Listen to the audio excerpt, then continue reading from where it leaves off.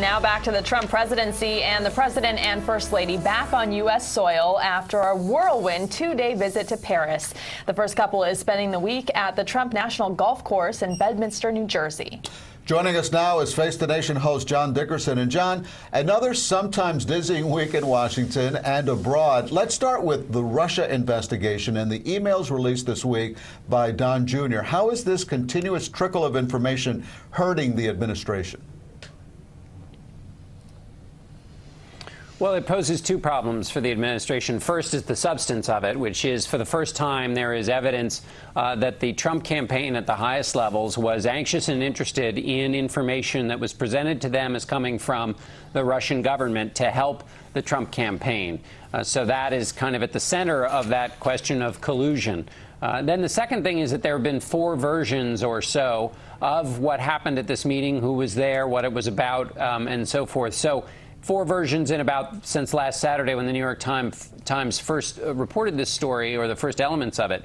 And so that adds to a credibility problem. The various administration officials have said that nobody from the Trump campaign had any contacts with any kind of Russians about anything.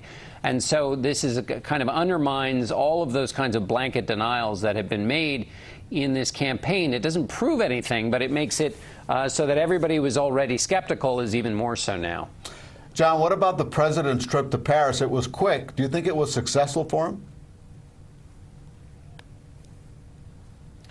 Well, it was successful on the terms that it was, which were sort of entirely symbolic. The president was invited by the French president, who they'd had a bit of a rough relationship. The French president seeming for a little while to try to elevate himself at the expense of the American president, but President Trump was very happy to be the honored guest there at the Bastille Day celebration, which was also the 100th year celebration of Americans' entrance into World War I. And so the French president was also happy to have him there. So this was a moment of good diplomatic symbolism for the president. There have been a lot of people who have questioned his commitment to Europe as a long-standing American ally. So it was, and it was probably nice to get out of Washington, where things have been a little scratchy for the president. So on those terms, it was a very good trip for him. Well, let's talk about Washington and the health care fight here at home. Senate Republicans still appear not having to have enough votes to get this new version of their bill passed. Can they get enough support to get something done? And what if they can't?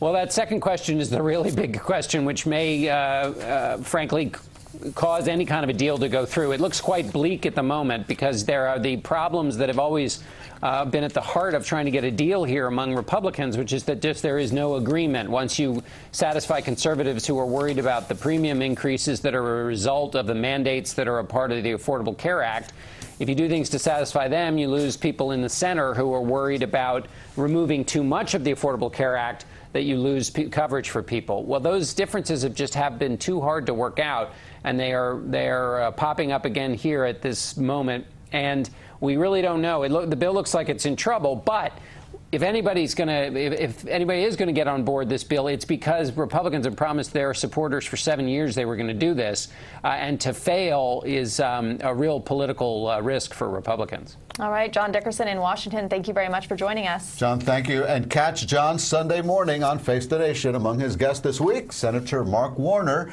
and President Trump's attorney, Jay Sekulow.